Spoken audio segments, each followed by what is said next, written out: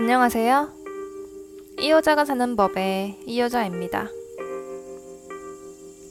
사람이 살 수 없는 집 2. 아무도 안 읽어주실 줄 알았는데 의외로 댓글도 몇 분 달아주시고 힘내서 2편 쓰러 왔습니다. 바로 시작할게요. 전편에 말씀드렸듯이 우리 가족은 그때까진 아직 사태의 심각이라고 해야 하나? 전혀 공포심마저 느끼지 못했어요. 집에 대한 공포감 같은 게 처음 생긴 일은 그 후로 일주일 정도 지나서 연달아 일어났어요. 어두워지기 전 노을 질 때쯤이었는데 그 집이 해가 잘 안 드는 집이라 저녁 되기 전부터 좀 어둡다는 느낌이었거든요. 아빠는 가게에서 안 오셨고 오빠는 학원 갔다가 친구 집에 간 날 엄마랑 저랑 둘이서 거실에, 엄마는 소파에만 앉아있고 저는 소파 앞 탁자에 앉아서 엄마가 제 머리를 묶어주면서 그렇게 TV를 보고 있었어요. 탁자에 양반다리를 하고 앉아있던 제가 엄마한테 엄마, 탁자가 밑에서 자꾸 쿵쿵거려 라고 했대요.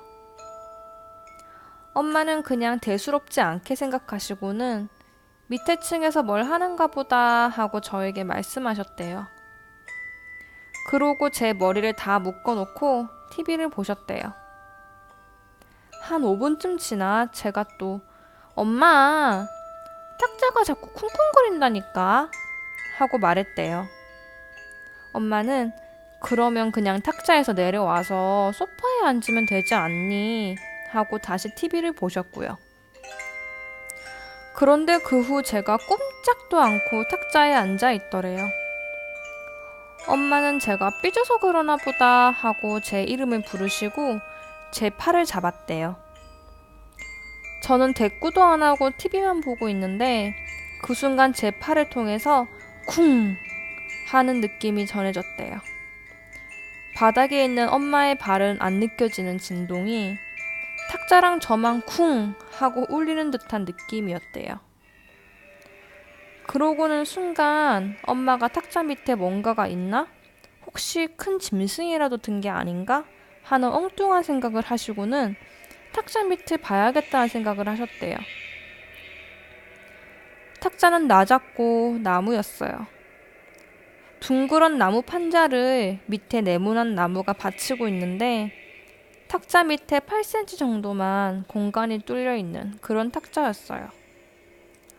처음엔 그냥 다리를 벌리고 손을 탁자에 댄 채 고개를 숙여서 탁자 밑을 슬쩍 봤는데 검은 게 왔다 갔다 거리다가 손에 쿵 한 느낌이 전해지더래요. 엄마는 너무 놀라서 악 소리를 지르며 저를 데리고 TV 쪽으로 몸을 피하셨대요. 그러고 천천히 멀리 떨어져서 탁자 밑을 보려고 엎드리셨는데 순간 시커먼 게 확 튀어나와서 엄마를 덮치셨대요. 엄마는 순간 눈을 감고 허공에 팔을 막 휘저으면서 미친 사람처럼 소리를 고래고래 지르셨대요. 그러시다 정신이 빠져서 거실에 저를 두고 기어서 안방으로 도망을 차셨다가 이내 정신을 차리고 나와 저를 챙기고 집에 있던 막대기 같은 걸 집어와서 거실 곳곳을 핫샷이 뒤졌는데 그 검은 것은 온데간데 없고 형체도 없더래요. 저한테 그것을 봤냐고 어디 갔냐 물으니 제가 손으로 가리키는 곳은 탁자 밑. 저는 지금 그 일을 기억 못해요. 그 후에 오빠가 오고 아빠가 와서 탁자 밑이랑 온 가족이 집 곳곳을 찾아다녔지만 그 검은 물체의 정체는 알 수가 없었고 결국 흐지부지 그 일이 끝나고 이틀 후 해가 저물고 깜깜해질 때쯤 일이에요. 이 일은 저도 아직 생생히 기억나요. 그 집은 안방, 작은 방, 그리고 너무 작아서 그냥 창고로 쓰기로 한 방. 하지만 저희 식구가 원래 4명이 한 방에 살았어서 이사 올 때 짐도 별로 없었고 창고를 쓸 일이 없어서 그 방은 그냥 가족 앨범이라든지 예전에 갖고 놀던 장난감들이 한 켠에 조금 있고 그냥 텅 비어 있었어요. 놀기 좋은 방이었지만 그 방은 창문이 너무 작아서 햇빛이 제일 안 들어서 곰팡이가 많이 피어 있었고 화장실 옆이라 그런지 냄새가 나서 오빠랑 저랑은 잘 안 들어갔었죠.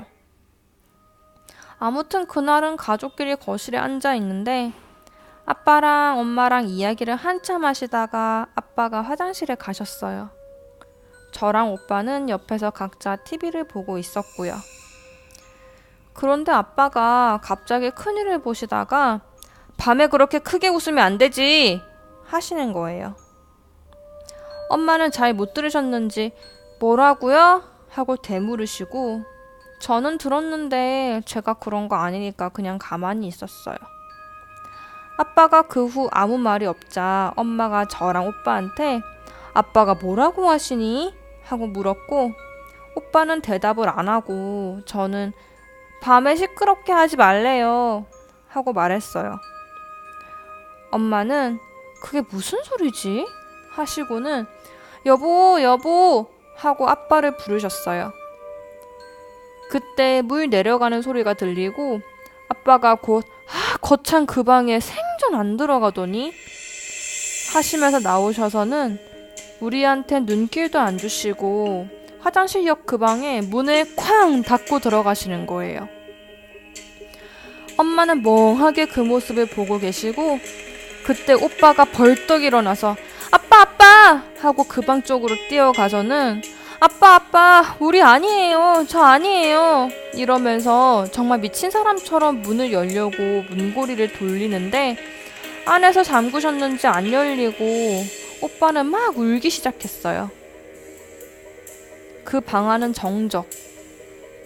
엄마는 놀라셨는지 가만히 굳어 계시다가 오빠가 우니까 다가가셔서는 왜 우니? 하고 오빠를 달래며 대신 문을 열려고 하셨는데 역시 문은 잠겨 있었어요.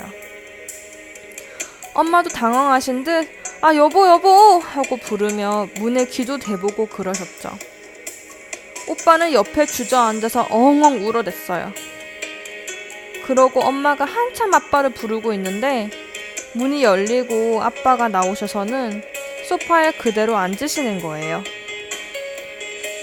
아빠는 얼빠진 얼굴로 앉아서 가만히 계시고 엄마는 오빠를 안아주고 아빠한테 무슨 일이냐고 왜 그 방엔 들어가서 문을 잠그냐고 대답은 왜 안 하냐고 물으셨어요. 그때 오빠가 울면서 또 아빠 그거 아니에요. 그거 우리 아니에요. 저 아니에요. 거기 가지 마세요. 이런 말만 계속했어요. 엄마는 뭐냐면서 말을 해야 알지 않겠냐고 아빠에게 화내시고 곧바로 오빠 보고 뚝 그치라고 혼내셨어요. 그때부터 오빠는 좀 진정이 됐는데 갑자기 아빠가 오늘은 아무래도 나가서 자자 이러시면서 엄마랑 저희 보고 당장 나가자고 했어요. 엄마는 탁자 일도 있고 그래서인지 그러자고 하셨고 가족이 지갑만 챙겨 들고 거의 도망치듯이 집을 빠져나와서 아빠가 잠시 집 앞에 가족들을 세워놓고 오빠한테 혹시 뭘 봤냐고 물어보셨거든요. 오빠는 본 거 아니고 들었어요 하고 말했어요. 아빠가 뭘 들었니? 하고 물었을 때 오빠가 말해준 걸 듣고 가족 전부 무슨 달래기 경주하듯이 집에서 도망쳐서 찜질방으로 갔어요. 오빠 이야기로는 아빠가 화장실에 들어가고 얼마 안 돼서 그 방에서 오빠랑 제 목소리가 들렸대요. 막 웃으면서 아빠 아빠 소리치는 것. 그러고 아빠가 밤에 그렇게 크게 웃으면 안 되지 하고 소리치셨는데 그거 듣고 오빠는 저희 거실에 있어요 하고 말하려고 입을 떼는데 순간 아무도 없는 왼쪽에서 누가 귓속말로 쉿 죽어. 오빠는 그대로 굳어서 아무 말도 못하고 있는데 아빠가 화장실에서 나오시더니 거실 쪽은 쳐다도 안 보고 그 방으로 걸어가는데 그 방에서 계속 우리 목소리가 아빠 아빠 부르면서 웃어댔대요. 아빠는 그 일에 대해 그날 딱히 아무 말씀도 하지 않으셨는데 후에 이야기 들은 것으론 아빠는 화장실에서 우리가 떠드는 소리가 너무 시끄러워서 나가면 혼내켜줘야지 생각하셨대요. 그런데 아빠가 화장실에서 나와서 그 방에 들어간 기억은 없으시대요. 정신 차려보니 밖에서 엄마가 부르고 있고 오빠는 울고 있었대요. 아빠가 뭔가에 단단히 홀렸구나 싶어서 뒤돌아 나가려던 찰나에 오빠의 목소리가 아빠! 하고 뒤에서 불렀다는 거예요. 그 뒤로 발이 돌덩이처럼 무겁고 겨우겨우 방을 빠져나와서 소파에 앉았는데 그 방에서 계속 애들 소리가 들리고 뭔가에 홀린 것 같이 멍해서 집에서 당장 나가야 할 것 같은데 말 한마디를 꺼낼 수가 없더래요. 그러고 웃음소리가 멈췄을 때 겨우 집에서 나가자고 말씀하셨대요.